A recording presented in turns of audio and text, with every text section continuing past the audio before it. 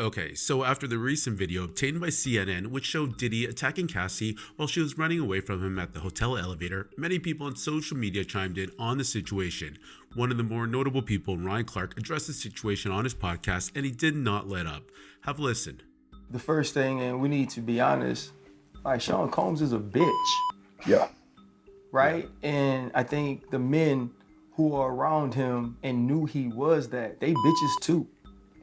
I do have two little girls, and we sort of got into the conversation when he was brought up by Floyd Mayweather, and some of the things he was saying is like, no, if he did those things, he's a monster. Mm-hmm. If he did those things, he should rot in jail. And it's not to say that he should be in a place to where he could never be forgiven. That's between him and God. That's between him and Cassie. But we can look at that as men and say that some things you don't get to come back from. And the video is so telling, right? Because she's escaping, right? Like it's not one of those things where you're in a situation where you could tell somebody, hey, I'm leaving you, or hey, I don't want to be here, and you can walk out and not fear for your life, right? Like you watch TV shows where people are running from war and running from things that people are trying to kill them, trying to hurt. That's what that woman was doing. Right? And then he pulls her down and he's stumping her. Bro, I'm a grown man who is perfectly fine defending himself. But even if I'm fighting somebody right now that I dislike, I'm not gonna fucking stump you on the ground. And it brings into mind like all the other whole shit he's ever done publicly.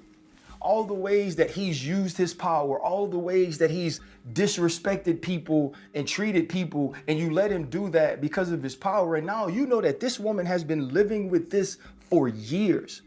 And those bruises heal, right? But emotionally, mentally, the trauma that she's experienced, and then to come out after all these years and finally have the courage to say something about it, to do something about it, to in some way try to recoup some of your dignity, in some way try to recoup what he took from you. Now you got to hear everybody in the world doubt that you ever went through those things. Yeah. And when you look at some of the affidavits and read some of the things of the civil cases, you can look at those things and say, you know what? He's just in some way perverted. Mm-hmm. Maybe those things aren't things that broach illegalities. Maybe some of those things aren't things that are immorally wrong. But to beat that woman like that, someone who's clearly scared of you, someone who's clearly in fear, someone who's clearly afraid, and you think that make you a fucking man? And so for me, there is no coming back from it. For me, there is no it's ever going to be okay. For me, all our prayers, all our thoughts should be with that woman. All our thoughts should be with her husband, who in some way is going to have to try to help that woman heal from what the fuck that man did. And I think it's a lesson to all of us that we definitely want people to be innocent until proven guilty. But we have to be fair in the way that we assess it and understand that two people are going through it until we know. And more than anything, a lot of times something has happened to these women. They're going through something, and we have to be fair to them to wait and to at least know that this or that happened before we start calling them liars, before we start defending people just because we have the same melanin in our skin. I will never in any way defend him, vouch for him, give him any sort of grace when it comes to this.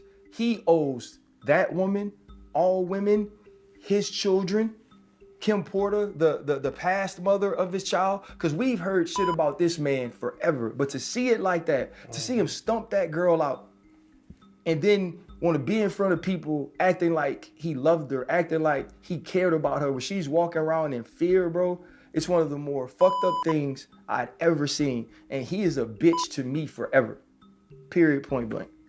Okay, so Diddy did release a video on IG today apologizing that he was going through a tough time back then, but nonetheless, this was pretty abhorrent. This man literally went years without any repercussion until he finally settled with Cassie last year for $30 million.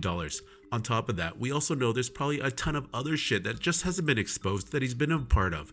But my question is, why the hell did this video just get released right now? Someone must have hung onto this tape for 8 years and what, just decided to release it? Anyone who saw this tape prior to its release and hung on to it is a piece of shit in my opinion. Anyways, what do you think about what Ryan Clark had to say about Diddy?